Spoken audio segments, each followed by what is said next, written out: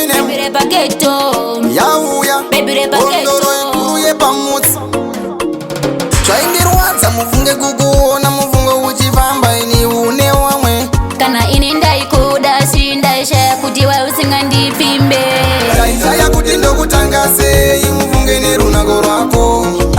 moyo wangu wakaperera kare mufunge ndati yako ndaishaya kuti ndokutanga sei mufunge nerunako rwako moyo wangu wakaperera kare mufunge ndati yako kandakupa moyo wangu usazondichita rudo vaviri tiwe wandachusa chandoda kudiwa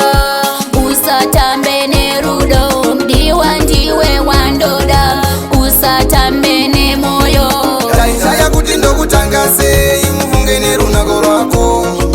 moyo wangu wakaperera kare mufunge ndati yako ndaishaya kuti ndokutanga sei mufunge nerunako rwako moyo wangu wakaperera kare mufunge ndati yako kandinda ndiyonozvichitaka kana ndini ndichakuda kutedzwa ndozvita bebe handimbofenda kuchita uyo muti unomera ndatipa unoda chandoda uyo mkwasha wa mai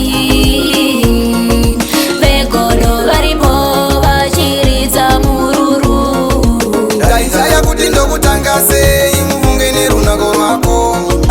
moyo wangu wakaperera kare mufunge ndati yako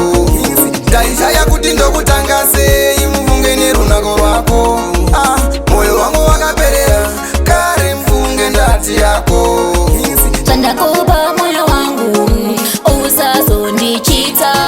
rudo vaviri tiwe wandachusa chandoda kudiwa